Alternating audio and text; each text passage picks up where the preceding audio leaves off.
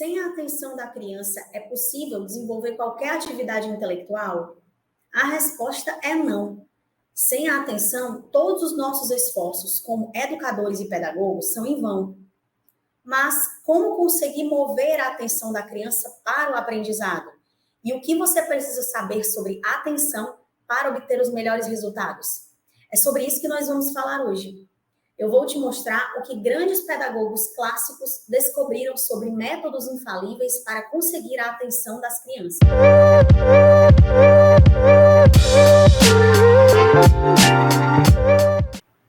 Sejam muito bem-vindos. Para quem não me conhece, eu me chamo Anne Rocha, sou psicopedagoga e mãe homeschooling e faço pesquisa sobre a educação clássica versus a educação moderna há 8 anos. Hoje a gente vai falar sobre essa chave do desenvolvimento intelectual. Seja alfabetizar ou desenvolver ou passar qualquer instrução para a criança que você queira que ela aprenda, você precisa saber como obter da criança a atenção. Se você nunca ouviu falar sobre educação clássica e formas palpáveis de desenvolver a inteligência da criança, eu te convido a se inscrever nesse canal e acompanhar o meu trabalho. Eu te garanto que você vai obter resultados muito mais rápidos com o seu filho no quesito intelecto. Se essas informações desse vídeo também te ajudaram de alguma forma, eu te peço que curta e compartilhe com algum pai ou mãe que também vá se beneficiar com essas informações. Bom, voltando ao nosso tema, atenção. Então, sem ela, nós já vimos que é impossível. O aprendizado sem ela não ocorre, ok? Mas o que significa essa palavra? Então, nós precisamos nos debruçar sobre o conhecimento da atenção para a gente poder desenvolver na criança essa habilidade. A palavra atenção vem do latim attendere e significa esticar-se para. A atenção é como uma lupa que aumenta o objeto do conhecimento. A criança, ela precisa usar essa lupa para enxergar os detalhes daquela nova informação. E não só ver com os olhos, mas enxergar com a alma, né? Então, a alma que toca o intelecto. É importante dizer que nem só as grandes coisas, né, as grandes questões, elas têm vários aspectos que precisam ser observados através dessa lupa. Mas também as pequenas coisas, aquelas bem simples, que parecem até insignificantes. Vistas com essa lente de aumento da atenção, elas podem se tornar coisas extraordinárias, né? Assim são feitas as descobertas pelos cientistas. Eles olham através dessa lupa, porque essa lupa, você pode ver o que ninguém havia observado antes. Você pode conseguir enxergar coisas olhando através da lupa da atenção, coisas que ninguém observou. Enxergar coisas através desse foco, né, e dar esse tempo que você gasta com aquele objeto é a chave para o entendimento. No livro das Virtudes tem um poema muito bonito que diz assim: a criança que fecha o livro depressa não aprende a lição inteira. Então, isso quer dizer que a medida da atenção que você dá ao estudo de determinada coisa é a mesma medida do conhecimento que se toma e da ciência que se adquire com aquele estudo. Então, alguns autores, para vocês terem uma ideia, eles comparam a atenção ao alimento corporal, né? Que ele deve ser absorvido com o mesmo apetite para que aquilo faça algum proveito aos consumidores, né? No caso aqui nós estamos falando das crianças. Para você obter êxito em qualquer atividade intelectual direcionada a uma criança, principalmente aquelas que já têm problemas de falta de foco, né? Você pai ou educador tem essa dificuldade, você precisa, pai ou mãe, saber o máximo possível sobre a atenção, quais os tipos, né, a ordem da atenção, porque ela ocorre em uma certa ordem, os seus desdobramentos, né? Então, não tem como você conseguir a atenção da criança sem você saber desses detalhes e como a atenção funciona. Existem 2 tipos de atenção. Elas são diferentes e elas também funcionam de forma diferente. Uma delas vem primeiro. Esse tipo de atenção que vem primeiro, né, e que é a primeira que eu vou comentar com vocês, se chama atenção espontânea. Esse tipo de atenção é aquela que é movida pelo interesse, né, no caso aqui das crianças. Então, esse tipo de atenção que é despertada, ela deve ser aproveitada pelo educador. Essa é a que os pedagogos sempre tentam fazer pelo modo lúdico, né? Só que essa atenção, ela só dura o tempo do prazer, ok? Então, quando aquele prazer cessa, aquela atenção, ela se volta para outra coisa. Existe também uma segunda atenção, e essa atenção, ela vem depois da atenção espontânea e se chama atenção voluntária. Esse tipo de atenção se obtém pelo esforço ou por hábito, pelo hábito que se ordena. Essa forma de atenção é que Charlotte Mason, né, uma pedagoga clássica, ela trabalhava com a educação clássica, ela disse que nós treinamos e nós aprendemos a sustentá-la também. E olha que interessante, um escritor chamado Joseph Joubert, ele disse uma frase sobre a atenção que a gente precisa dar um foco também. Ele disse assim: a atenção tem o gargalo estreito e se deve enchê-la gota a gota. O que ele quis dizer com isso? Isso quer dizer que você não deve se prolongar muito tempo numa atividade se você quiser obter êxito. Principalmente se for criança, né, e muito jovem. Então, ele simplesmente pensou da mesma forma que Charlotte Mason, quando ela propôs a fórmula de lições curtas dadas de forma escalada. Então, como assim? Eu queria que vocês prestassem bem atenção nisso que eu vou falar agora, porque é bem importante, ok? Então, assim, eu vejo que muitas pessoas, parece uma coisa óbvia, mas muitas pessoas erram o tempo inteiro nisso. Então, se você quiser passar uma informação para a criança, você tem que ser breve. Quanto menor a idade, mais breve você tem que ser. Então, não adianta você sentar a criança numa cadeira e enfiar várias informações goela abaixo, que isso não vai funcionar. Como o próprio nome, atenção, significa esticar-se para. Então, esse movimento intrínseco, ele não acontece de fora para dentro. Não é você enfiando informação. É de dentro para fora. A criança tem que querer aprender. Que esse detalhe importante seja lembrado na hora de alfabetizar, na hora de passar qualquer instrução, informação para a criança que você queira que ela assimile, ok?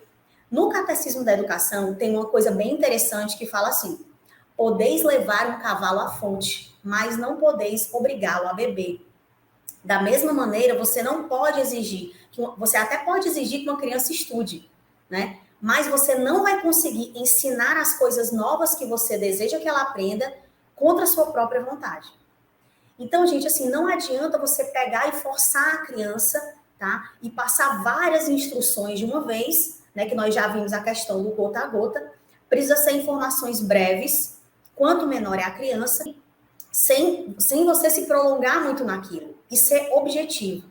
Então, a criança até pode, de certa forma, de uma forma mais incisa, que você se demore mais, que você passe um tempo forçando aquilo ali, ela pode até aprender alguma coisa, mas ela logo vai esquecer. Então, numa topada que a criança dá, às vezes ela estuda só para fazer uma prova e simplesmente depois ela esquece e aquela informação não foi útil de fato para ela. Ela não conseguiu fazer a transcendência, levar aquela informação para a vida e aplicar aquilo na vida, porque aquilo não ficou na memória. Então, existe uma forma infalível, e é isso que eu vou falar agora para vocês, de fazer esse movimento interior, de se debruçar sobre algo que você queira que ela aprenda. Existe uma forma infalível, tá? Então, essa forma infalível foi descrita por Bernardin Pierre. Ele falou assim: se você quer que os seus filhos aprendam o alfabeto, por exemplo, você ponha uma amêndoa em cima de cada letra.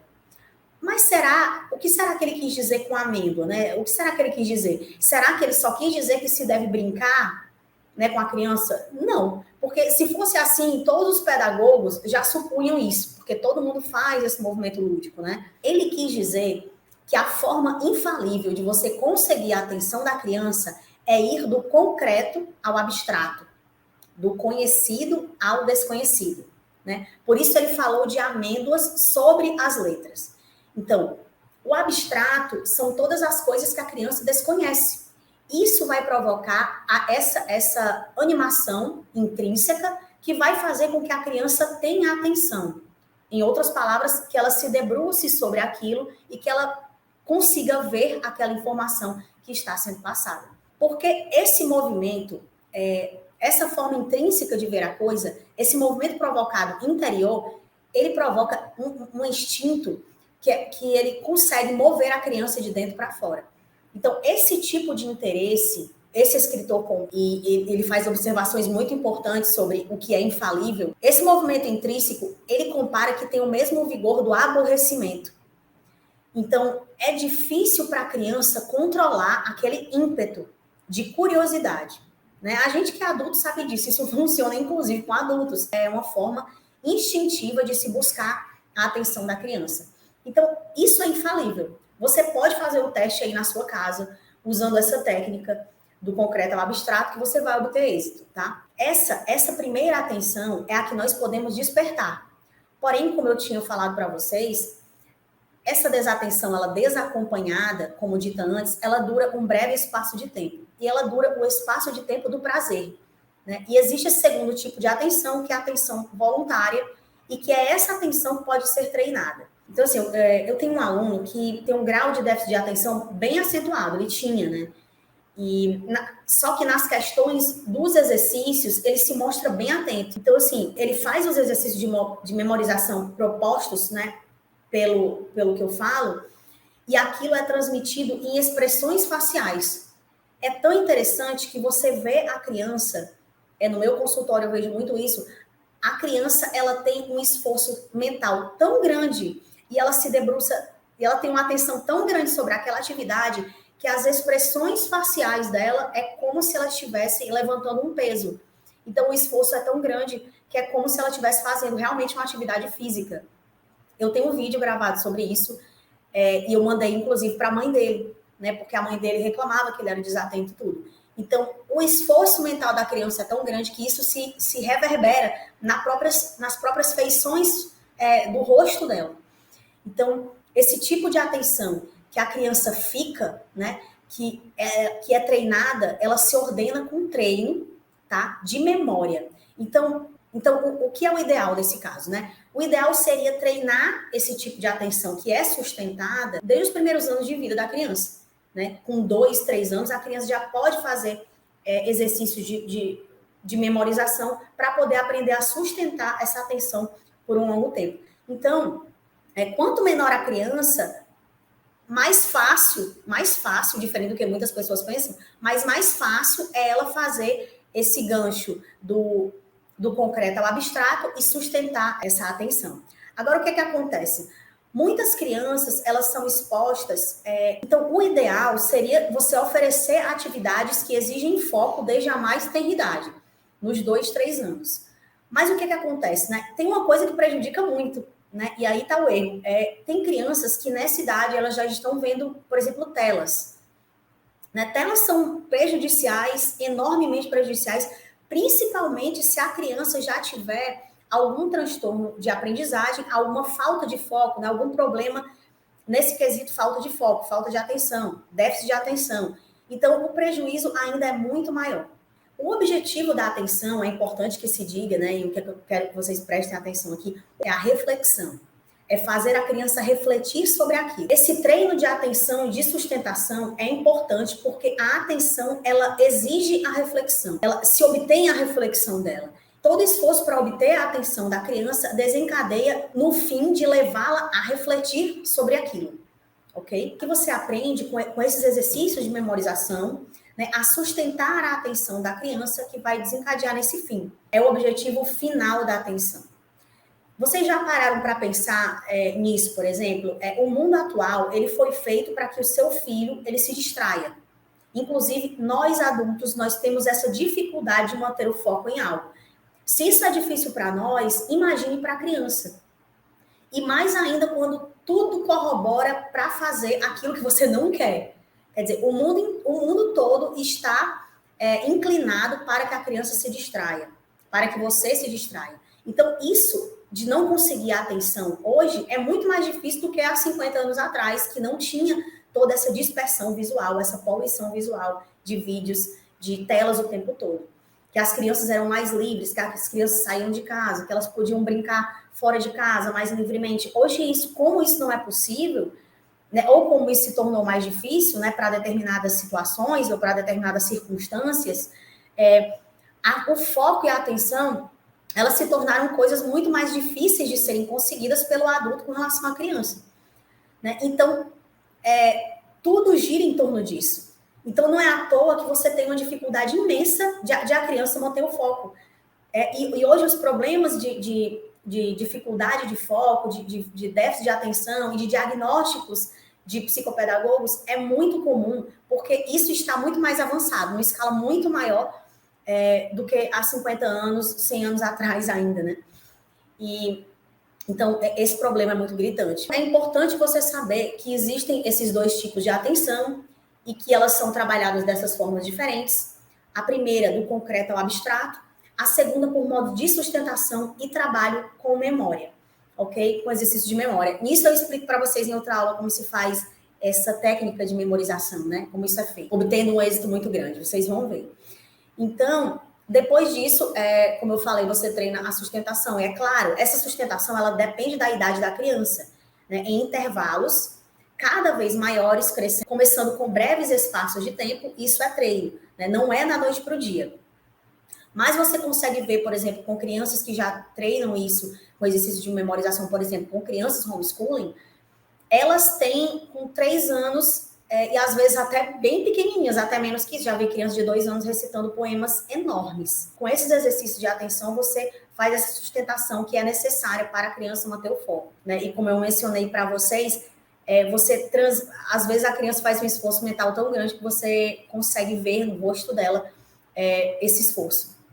Então, são resultados incríveis e que eu quero que não só meus alunos e meus filhos obtiveram, mas que os filhos de vocês também obtenham. Outra coisa interessante é que, por mais que você diga que adultos conseguem manter o foco, isso muitas vezes não é verdade, né? Às vezes, adultos, eles não pensam, eles não conseguem refletir sobre algo. E tipo, a gente que está aqui nesse mundo cheio de animações, né?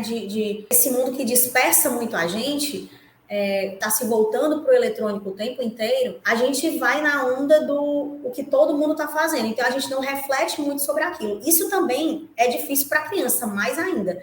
Então, é preciso treinar a atenção da criança desde muito cedo para que ela não se aliene. Quando eu falo aliene, é isso mesmo que eu quero dizer. Porque esse mundo digital, ela dispersa tanto que a gente acaba ficando completamente envolvido naquilo. Olha, são várias informações, elas não são conectadas entre si, então você não consegue formar um raciocínio lógico no final. Então são informações vazias que não vão gerar e que aquelas informações não vai fazer com que você crie um objeto de observação no final, como um quebra-cabeça. Então são informações soltas que no final não servem para nada. Então, essas informações do meio digital, elas são assim, elas são informações soltas que você pega naquele momento que você logo esquece, né? Porque você até teve aquela atenção, mas como aquilo é transmitido, são várias fontes de informação e elas são totalmente dispersas, você acaba esquecendo. E a maioria daquelas coisas que você viu, você no dia seguinte ou numa semana seguinte, você já não lembra mais. Então é isso, gente. Eu espero que vocês tenham gostado. Se vocês tiverem se beneficiado com alguma dessas informações, eu peço que vocês curtam esse vídeo e compartilhem essas informações com pais de crianças que vão ser beneficiados com ela. Então, eu gostaria muito de ajudar essas crianças e eu fico muito feliz quando um aluno meu ou quando uma pessoa que me acompanha aqui no meu canal obtém êxito nesse tipo de atividade intelectual. Eu agradeço muito a presença de vocês até aqui e até a próxima.